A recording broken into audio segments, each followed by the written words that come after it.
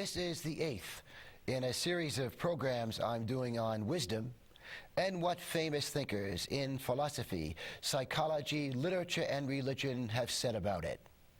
Recent programs have dealt with the topic of wisdom and joy, specifically where a wise person might look for joy.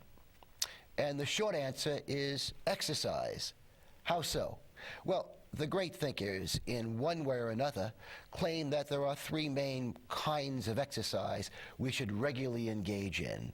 First, we should exercise the mind, in the sense of pursuing knowledge, with the thought of coming to a greater understanding of ourselves, life, and other people. The second kind of exercise is the more obvious one.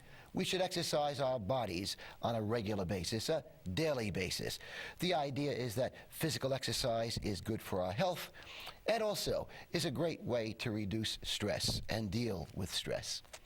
And the third kind of exercise so many of the famous thinkers prescribe is exercising our hearts. And they don't mean it in the way in which we usually think about that. When the great thinkers talk about exercising our hearts, they talk about us doing virtuous and kind deeds. Indeed, Gandhi said we should give our hearts a daily tune-up. And how does one do that?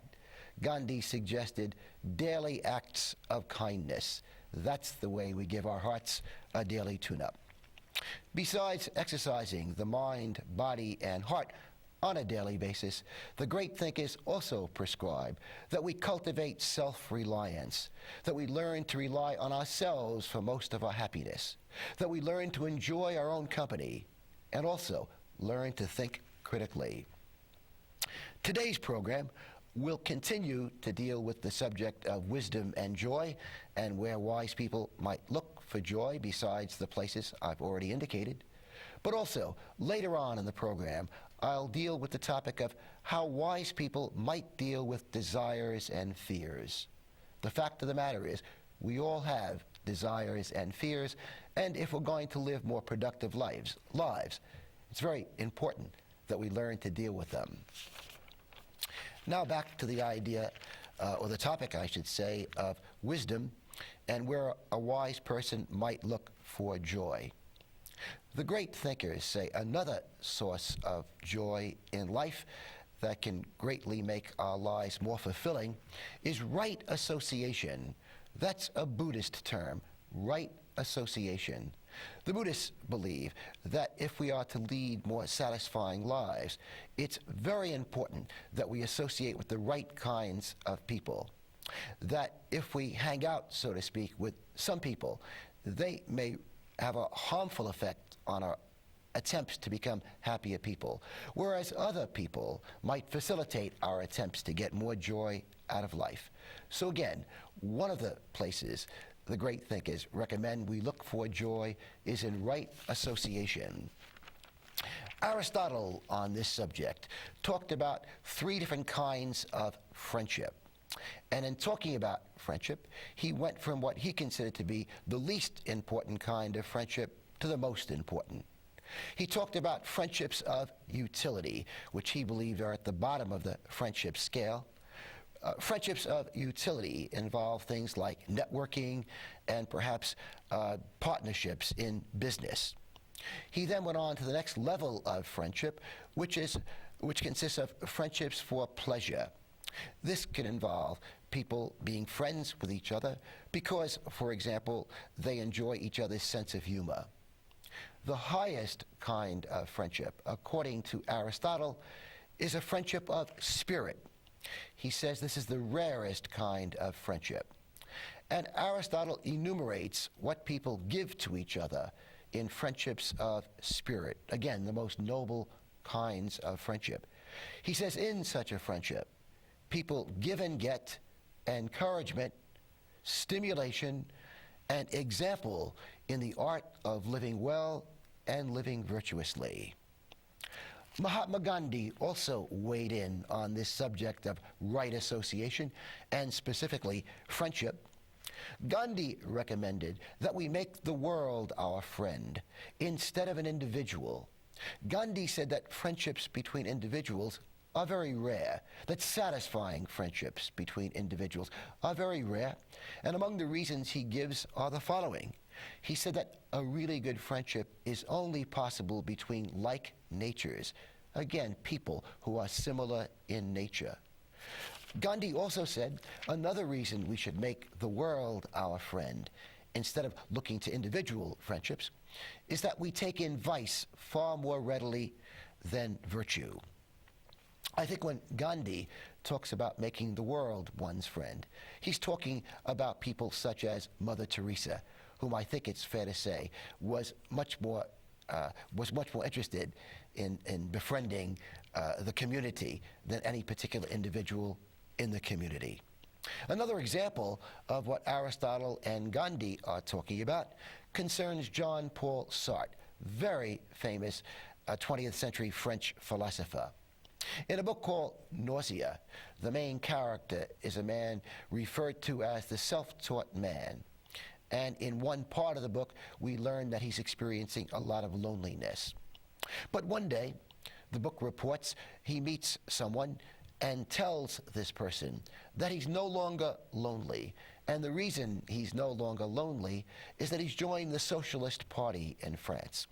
And he tells this person, he said, you know, I don't need to be with anybody not to feel lonely, that I can be alone and still not feel lonely. And I think the theme that Sartre is trying to convey in this book, entitled Nausea, is that if we have a purpose for living, if we have a mission that we consider important in our lives, that can greatly reduce our loneliness and even greatly reduce our need for friendship. Ralph Waldo Emerson, in a very famous essay on friendship, made this comment, which I think also relates and connects up very well with what Aristotle and Gandhi and Sartre were saying. Emerson said this: don't have unrealistic expectations about friendship. He went on to point out, and I'm quoting him now, we walk alone in this world. Friends such as we desire are but dreams and fables. So far, in talking about where a wise person might look for joy, I've talked about knowledge and pursuing knowledge with the idea of gaining knowledge to better understand oneself and the world. I've talked about the important role of love in life, the idea that wise people are very interested in becoming loving people and in having love in their lives. And in a previous program, I talked about the two main kinds of love. First of all, self-love, self-respect. It's been said that self-respect is the cornerstone of joy. So when I talk about a person loving himself or loving herself, I'm not talking about vanity. I'm not talking about conceit. Indeed, they can be masks for hiding a lack of self-respect. But what I'm saying is there is a consensus among the wise people that if we don't love ourselves, if we don't have self-respect, then life probably is not going to be very fulfilling. It's also important, of course, that we love others. And we love others best by being fair to others, by being just to others. We may not realize it, but even when we treat people whom we don't even know in a just way, a fair way, we are showing them love. Again, so many of the famous thinkers have said that love and justice are synonymous. Besides knowledge and love, among the other ingredients in a wise life are self-reliance, and again, I mentioned just a few minutes ago, right association. Let me move on now to other possible sources of joy in a person's life who's trying to cultivate wisdom. It's been said that work can be a source of joy. And of course, there are different forms of work. There is the kind of work we do on our jobs, but there is also work off the job. House cleaning, for example, running errands, doing house repairs. And of course, if one is in high school or university, studying is work. Indeed, the great thinkers say that regardless of what our age, we should all be studying on a regular basis. And of course, studying can be work. Bertrand Russell, in commenting on why work can be a source of joy in life, said the following: Russell said that even the dullest work is better than idleness. He talked about getting one's mind off one's problems. He talked about engaging the mind, focusing on something, which again helps to distract us from our daily problems. Russell also pointed out that work can be a source of self-respect, and that work can give our lives structure and order and discipline. And if we don't have some structure, some order, and some discipline in our lives, then we're not living very wisely. It's also been said that to enjoy oneself, one has to have done some work first. And to sleep well, one has to do some work first. Leonardo da Vinci said this: "A life well used makes it sweet to die." Using time well, of course, is also another ingredient of the wise life. After all, time is the stuff of life. So many of the great thinkers claim that many people don't use their leisure time productively. And what is the best way in which we can use our leisure time? The most productive way to use it? Well, I think I'm accurate in saying the great thinkers say if we can feed our minds and feed our souls during our leisure time, then we are using our leisure time well. You might wonder, what did Sigmund Freud have to say about living a more fulfilling life? Freud emphasized the idea of having diverse interests, besides, of course, coming to a better understanding of oneself and life. Freud claimed that if we are going to experience more joy in life, we should act like the cautious businessman. How so? Well, Freud said the cautious businessman does not invest all of his capital in one venture. Well, how does this relate to us? Freud said, by the same token, we should not invest all of our happiness in a single aspiration. In other words, we must look for happiness in different places in our lives, and not in just one place.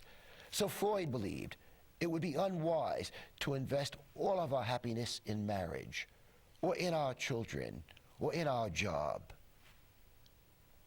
Moving on now to another source of happiness, which some Americans might put right at the top of the list or near the top of the list, and that is sex.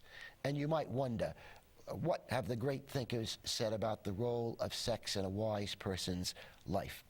Well, I've devoted some previous programs to sex and talked about it at length, and we'll also do more of that in a future program on wisdom. So right now, let me just briefly touch on the subject of wisdom and the role of sex in a wise life. I must point out that the great thinkers don't agree on the role of sex in life, that there are the conservatives, the liberals, and the moderates. And let me briefly review their positions and throw out some names of some of the great thinkers who are in each category.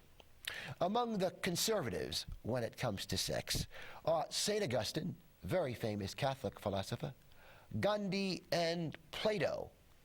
St. Augustine, Gandhi, and Plato all believed we should cool it on sex. All believed that sex should not play a prominent role in our lives. Why so? Well, they all believed that sex and lust get in the way of clear thinking. They believed that if we look to sex as a primary source of happiness in life, that will probably increase our degree of lust, and that's not good, because lust and clear thinking don't go together. It's interesting that St. Augustine and Gandhi, when they were young, both had a lot of sex. But both around their mid-30s gave up sex. Augustine a little earlier, by the way, than his mid-30s. And in their autobiographies, Gandhi and St. Augustine both claimed they were happier not having sex than in the years when they were having sex. Among the liberal thinkers in history on the subject of sex are people such as Sigmund Freud, the psychiatrist Carl Jung, and the medical doctor philosopher Alex Comfort. The liberals believe that if we exercise too much discipline when it comes to sex, if we exercise too much repression in our sex lives, this will lead to neurosis.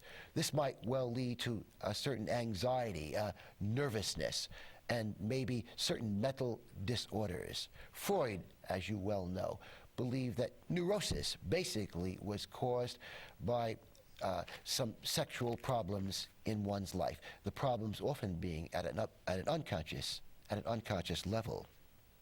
Among the moderates in history on this subject of sex was Aristotle.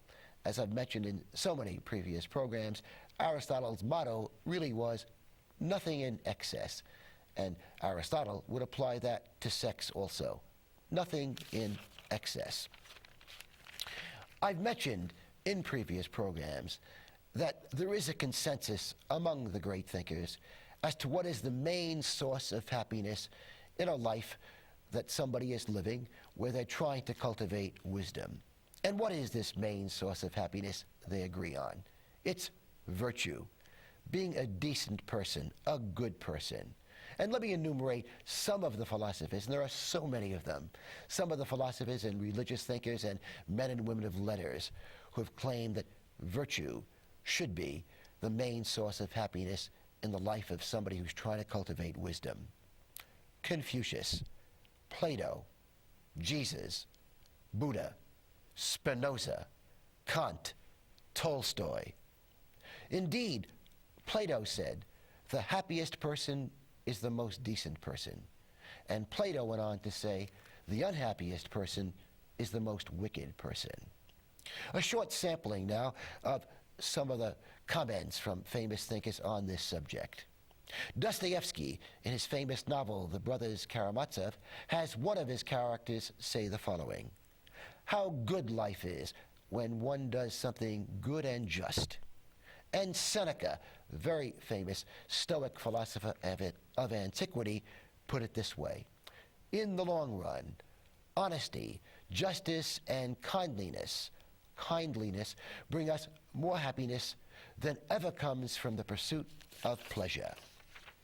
And Marcus Aurelius, also a very famous thinker of antiquity and another Stoic philosopher, said this: know the joy of life by piling good deed on good deed until no rift or cranny appears between them. And the Dalai Lama has said this: if you do good, you will have happiness. If you do bad, you yourself will suffer. And then, of course, there is the French proverb: the softest pillow is a clear conscience.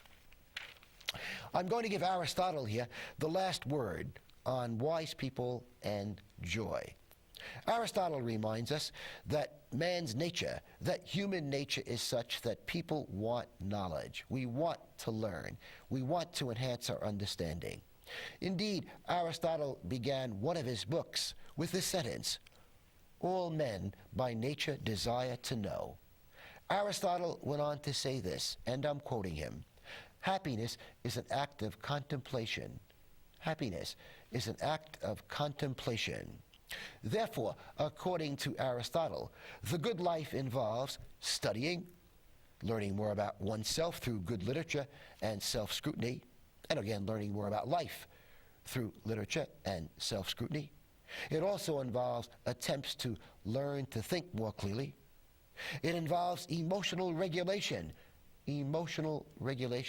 learning how to better regulate our emotions so that we are not slaves to anger, hatred, or lust, or greed.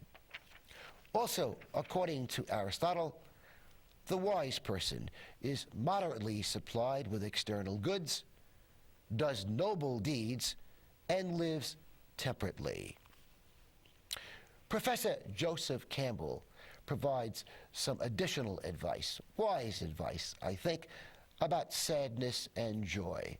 Professor Campbell said this: find a place where there's joy, and the joy will burn out the pain.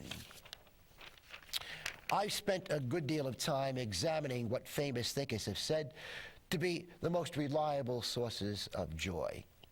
Let me move on now to another aspect of wisdom, and that concerns how wise people deal with fears and desires. Again, fears and desires being a part of all of our lives. Indeed, Professor Campbell, whom I alluded to a short time ago, said this: desire and fear, these are the two emotions by which all life in the world is governed. I'll take up the subject of fear first and then move to desire, probably in my next program. Some general observations on fear from some famous thinkers. The poet Robert Bly said this: we wake up empty and afraid. Thoreau put it this way: nothing is so much to be feared as fear. Jacques Rousseau, famous French intellectual, in commenting on a particular stage of his life, said this: that is why my soul was always disturbed. I was devoured alternatively by fears and desires. Fears and desires disturbed his soul. The Buddhists claim if we are to achieve more tranquility in life, it's essential that we learn better to deal with our fears. Epicurus, father of the Epicurean school of philosophy, said that happiness is the triumph over fear. Here are Epicurus' own words: it is better to be free of fear lying on a cheap mattress than to be full of fear lying on a golden couch. What are we afraid of? Well, I think it's fair to say we are afraid of life's insecurities. We are afraid of sickness, accidents, money problems. We are afraid of failure, of death, of rejection, of a loss of social status. We are afraid that we're not using our time wisely. We are afraid that we don't have enough time to do the things we do. We're afraid that we're frittering away our time and not using our time as wisely as we should. And of course, there are other fears. Well, the question is, how might a wise person deal with fear? Well, let me give you some of the advice the wise thinkers have provided. There is a consensus among them that one of the fears that we should deal with, right at the top of our list, so to speak, is the fear of what other people think of us. The philosopher Schopenhauer said that most people are obsessed with the fear of what other people think of them. And there is a consensus among the great thinkers. If we are going to be less fearful, it's very important that we cultivate the ability to pay less attention to what other people think of us. And indeed, if people reach the height of wisdom, to pay no attention to what people think of us. The very famous Chinese book of wisdom, the Tao Te Ching, says this: seek the approval of others and you will be their prisoner. Seek the approval of others and you will be their prisoners. Do you want your happiness? Do you want your happiness to be dependent on what's going on in other people's minds? Remember, we will be criticized no matter what we do. We will be criticized even when we do good deeds. Jesus, Buddha, Gandhi, Martin Luther King Jr., all criticized, indeed all killed.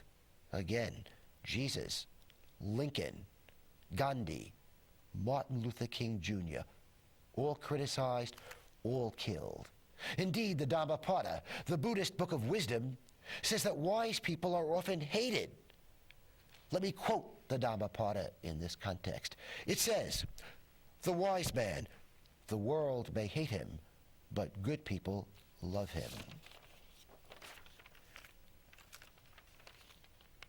J.D. Salinger, in his book called Franny and Zoe, also provides further illumination on this subject. The main character of the book is a young lady named Franny, and she's going to an Ivy League type college, and she's in the theater group, but she decides to quit the theater group. Why so? Because she comes to the conclusion that she loves applause and loves people to approve of her, and she is ashamed of this. And in a very important segment of the book, she has a conversation with her boyfriend in which she tells him she's quitting the theater group, again, because she feels she's addicted to applause, and she's sick and tired of people who want to impress other people, who want to make a big splash. And in perhaps the most important sentence of the book, Franny says this: I'm sick of not having the courage to be an absolute nobody. Think about this. If we didn't have fear and anxiety about our social status, wouldn't we all be much more tranquil? Muhammad, in talking about the most excellent actions that we can engage in life, said this: to gladden the heart of another human being, to feed the hungry, to help the afflicted, to lighten the sorrow of the sorrowful, and to remove the wrongs of the injured. So again, Muhammad is telling us, instead of seeking social status, do good, engage in actions far more important than seeking the approval of other people. Again, the subject is how to deal with fear and what are some of the other tips the wise thinkers in history have given.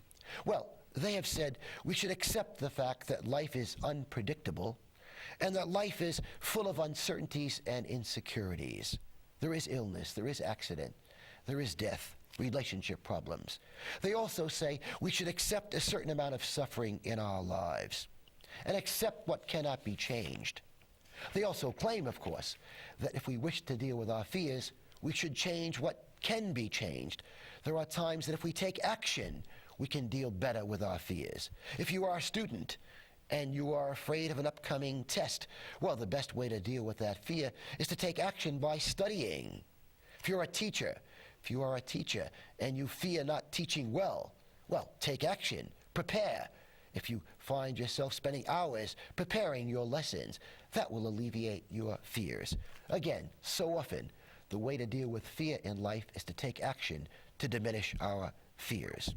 The Dalai Lama has said it can also be important in life when we are fearful to shift perspective, to realize that even good things can come out of bad situations, and that even if we fail in a particular thing, we can learn from our failure and also look to the idea that maybe some good things can come out of that situation. I see I'm running short of time, so I will continue with this topic of how wise people deal with fear in my next program, and also talk about wisdom and desires and the connection between the two. Finally, Henry David Thoreau reminds us that we are all artists. In Walden, he said the following: "To affect the quality of the day, that is the highest of arts."